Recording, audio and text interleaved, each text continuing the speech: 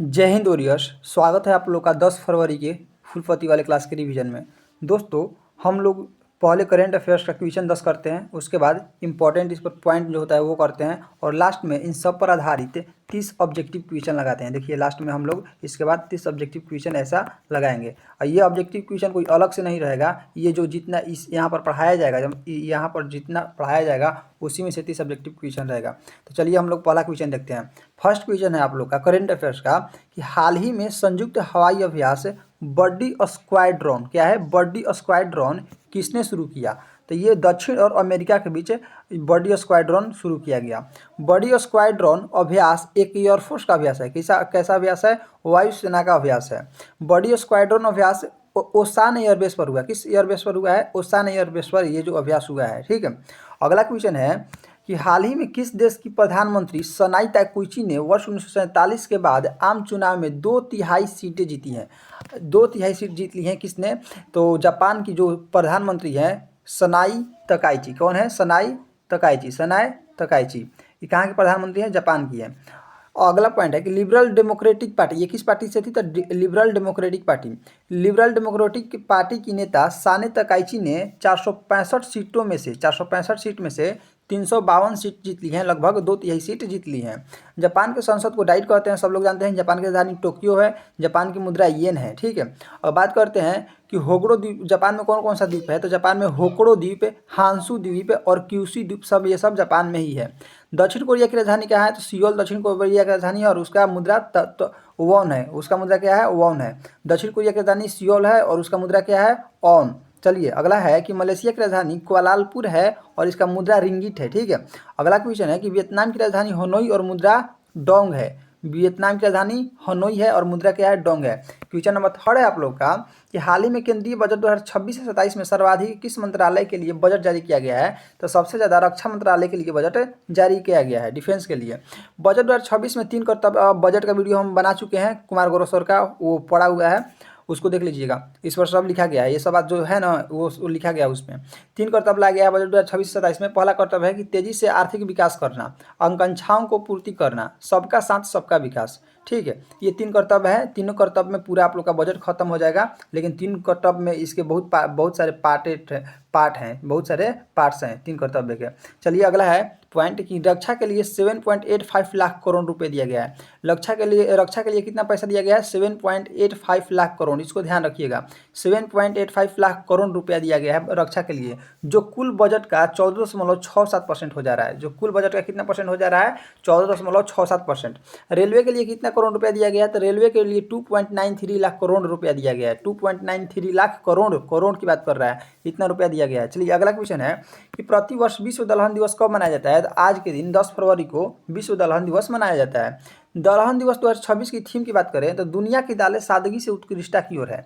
इसकी थीम क्या है? कि दुनिया की दालें सादगी से उत्कृष्टता की ओर, इसकी थीम है, दलहन दिवस की थीम है। वर्ष 2016 को दलहन वर्ष के रूप में घोषित किया गया था। किस वर्ष को दलहन वर्ष के रूप में घोषित किया गया था? तो 2016 को। विश्व में दालों के उत्पादन में भारत प्रथम स्थान पर है। भारत किस स्थान पर है? प्रथम स्थान पर है।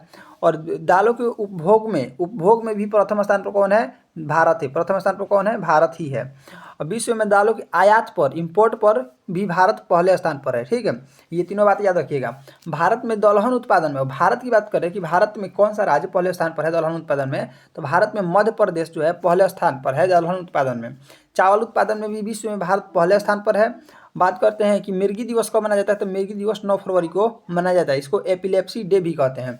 अगला सवाल है आप लोग का कि हाल ही में बुजुर्गों के लिए अलग बजट पेश करने वाला देश का पहला राज्य कौन सा है? तो केरल। केरल जो हाल ही में बजट पेश किया है, ये बुजुर्गों के लिए भी बजट पेश किया है। केरल के वित्त मंत्री की बात करें तो वो के.एन. बालगोपाल जी हैं। केरल के वित्त मंत्री के.एन. बालगोपाल हैं। ठीक है, केंद्रीय बजट 2026 से 27 में ऑरेंज इकोनॉमी का संबंध किससे है? तो ऑरेंज इकोनॉमी का संबंध कंटेंट क्रिएटर से। किससे है? कंटेंट क्रिएटर से है। अगला है कि केरल के बजट में बुजुर्गों के लिए केयर इकोनॉमी का संबंध दिया गया है। केरल के बजट में बुजुर्गों के लिए केयर इकोनॉमी शब्द का प्रयोग किया गया है। केरल के बजट में ही सिल्वर इकोनॉमी का प्रयोग किया गया है, जिसका संबंध इंफ्रास्ट्रक्चर को बढ़ावा देना से है। और सिल्वर इकोनॉमी का संबंध किससे है? इंफ्रास्ट्रक्चर को बढ़ावा देने से। केरल में कितना परसेंट जनसंख्या बूढ़ी है? तो केरल में 18.7% जनसंख्या बूढ़ी हो रही है, इसीलिए केयर इकोनॉमिक शब्द का प्रयोग किया गया और बुजुर्गों के लिए भी अलग से बजट दिया गया। बुजुर्गों के लिए कितना पैसा दिया गया है? तो केरल के बजट में 46,236 करोड़ रुपए बुजुर्गों के लिए दिया गया है। ठीक है, अगला क्वेश्चन है एक्सरसाइज मिलान मतलब मिलान अभ्यास 2026 कहाँ प्रारंभ होगा? तो ये आंध्र प्रदेश के विशाखापट्टनम में मिलान अभ्यास प्रारंभ होगा। मिलान अभ्यास बहुपक्षीय नौसैनिक अभ्यास है, नेवी का अभ्यास है मिलान अभ्यास, अर्थात इस देश में 70 प्लस देश भाग लेंगे। बहुपक्षीय है, इसका मतलब एक से ज़्यादा देश भाग लेंगे। इसमें से कितने देश भाग लेंगे? अप्रॉक्स 70 प्लस देश भाग लेंगे। 10 फरवरी ये इसको मत नोट कीजिएगा, ये ऐसे ही लिख दिए थे 10 फरवरी के डेट में, इसको नोट मत कीजिएगा। ओके, अगला है कि मिलान अभ्यास के समुद्री चरण में आईएनएस विक्रांत और अर्नाला भाग लेंगे। कौन से कौन मिलान अभ्यास में कौन कौन भाग लेंगे? आईएनएस विक्रांत और अर्नाला भाग लेंगे। आईएनएस विक्रांत एयरक्राफ्ट कैरियर है और अर्नाला पनडुब्बी रोधी पोत है। सर बता रहे थे इसलिए हम नोट कर लिए, ठीक ना। ये सर बताए थे इसलिए थोड़ा फनी वे में नोट करिए हैं। चलिए आगे चलते हैं। आगे है आप लोग का क्वेश्चन कि हाल ही में संतोष ट्रॉफी 2026 का खिताब किसने जीता? इसका राइट आंसर होगा ऑप्शन नंबर, इसका राइट आंसर होगा सर्विसेज। किसने जीता? और संतोष ट्रॉफी का खिताब किसने जीता? सर्विसेज ने जीता। संतोष ट्रॉफी की शुरुआत की बात करें तो ये 1941 ईस्वी में संतोष ट्रॉफी की शुरुआत होती है। संतोष ट्रॉफी फुटबॉल से संबंधित है। किससे संबंधित है? फुटबॉल से संबंधित है। संतोष ट्रॉफी 2026 में कौन क्रम का था? तो 79वें क्रम का था। संतोष ट्रॉफी 2026 असम में हुआ। कहाँ हुआ? 2026 का संतोष ट्रॉफी असम में हुआ था और उसके उप विजेता कौन है? केरल है। विजेता कौन है? सर्विसेज है। अगला है कि संतोष ट्रॉफी 2026 का विजेता सर्विसेज 8वीं बार बना। कितने बार सर्विसेज विजेता बन गया? 8वीं बार 2026 में बन गया है।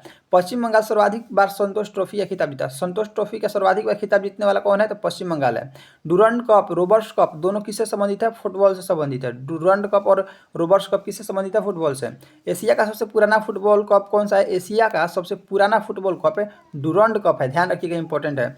उत्तराखंड में आयोजित 38वां राष्ट्रीय गेम्स के विजेता कौन है? तो वो सर्विसेज है। जिसके देखिए उत्तराखंड में आयोजित 38वां राष्ट्रीय गेम के विजेता सर्विसेज है, जिसके राजेंद्र भालेंद्र सिंह ट्रॉफी मिली है। जिसको कौन सा ट्रॉफी मिला है? राजेंद्र भालेंद्र सिंह ट्रॉफी मिला है।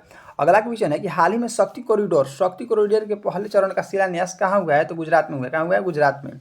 गुजरात के सीएम की बात करें तो भूपेंद्र पटेल जी हैं। गुजरात में स्थिति आद्य शक्ति धाम अंबाजी। देखिए गुजरात में स्थित है, क्या है? आद्य शक्ति धाम अंबाजी में शक्ति कॉरिडोर बनाया जाएगा। कहाँ शक्ति कॉरिडोर बनाया जाएगा? तो आद्य शक्ति धाम अंबाजी में। ये कहाँ स्थित है? गुजरात में स्थित है। चलिए आगे है कि शक्ति कॉरिडोर के पहले चरण को बनाने के लिए 950 करोड़ रुपए दिया जाना है। कितना? 950 करोड़। गुजरात में स्थित सोमनाथ मंदिर पूछेगा कहाँ है? तो ये गुजरात में ही है। सोमनाथ मंदिर कहाँ है? गुजरात में। गुजरात में स्थित सोमनाथ मंदिर के सोमनाथ स्वाभिमान पर्व में किसने भाग लिया था? तो प्रधानमंत्री मोदी जी ने भाग लिए थे। ठीक है।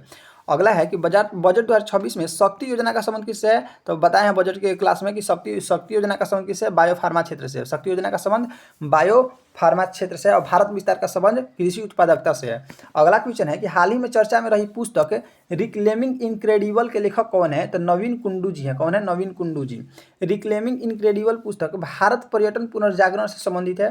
भारत में पर्यटन को बढ़ावा देने के लिए संचार की बेहतर होना जरूरी है, ये सब याद रखिएगा।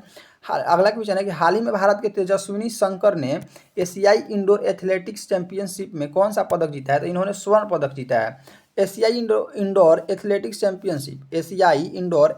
चैंपियनशिप तियानजिन चीन में हुआ। कहाँ हुआ? इसका होस्ट कौन था? तियानजिन चीन। इस चैंपियनशिप के पॉइंट टेबल में प्रथम स्थान पर चीन है और भारत का स्थान की बात करें तो वो छठा है। भारत किस स्थान पर है? छठे स्थान पर भारत है। अगला है कि इस चैंपियंस में भारत को कुल 5 पदक मिले, जिसमें से 1 स्वर्ण पदक था, 2 रजत पदक था और 2 ब्रॉन्ज पदक था।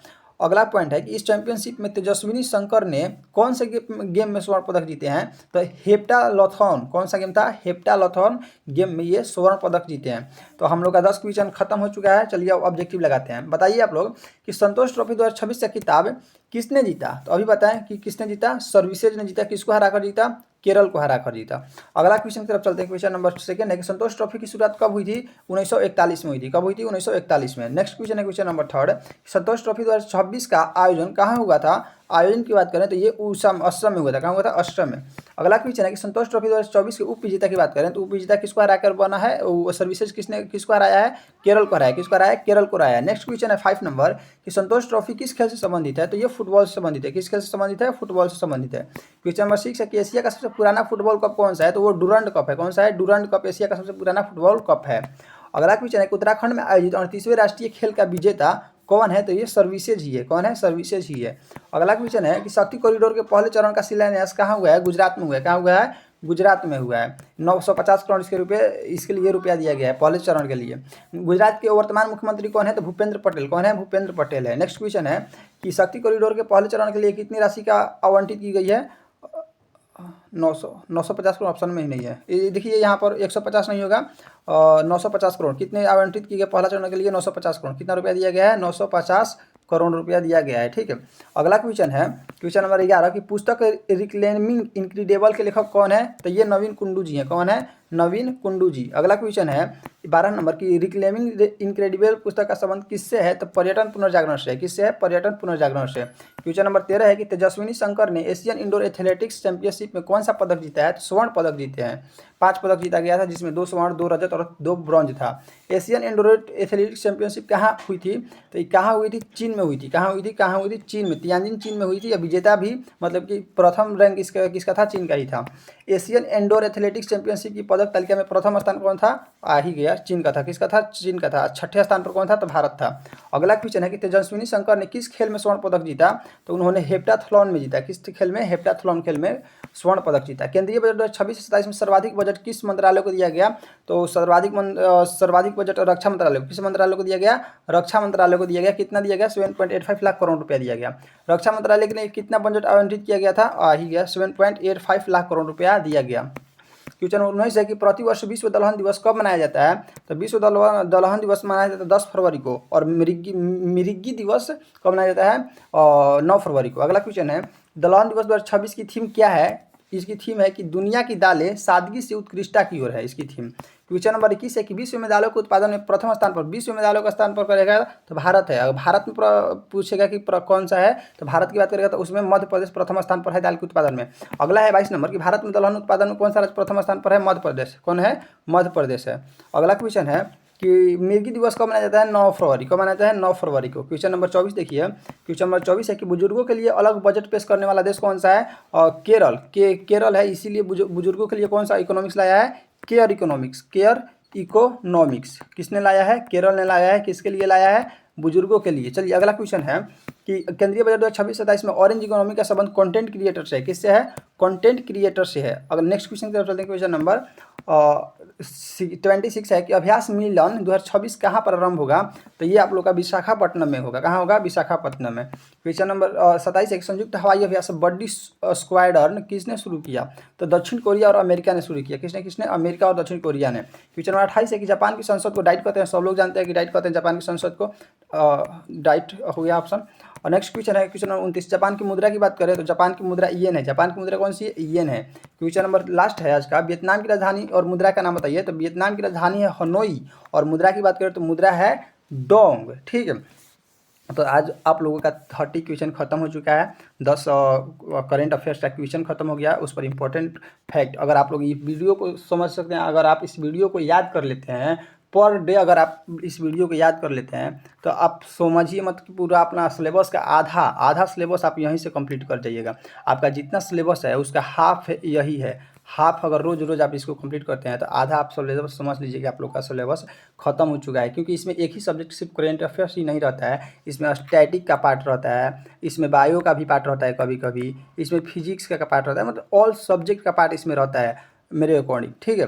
तो आप लोग बताइएगा कि वीडियो कैसा लगा। अगर अच्छा लगा होगा तो सब्सक्राइब कर दीजिएगा, शेयर लाइक कर दीजिएगा। मिलते हैं नेक्स्ट वीडियो में 11 फरवरी को।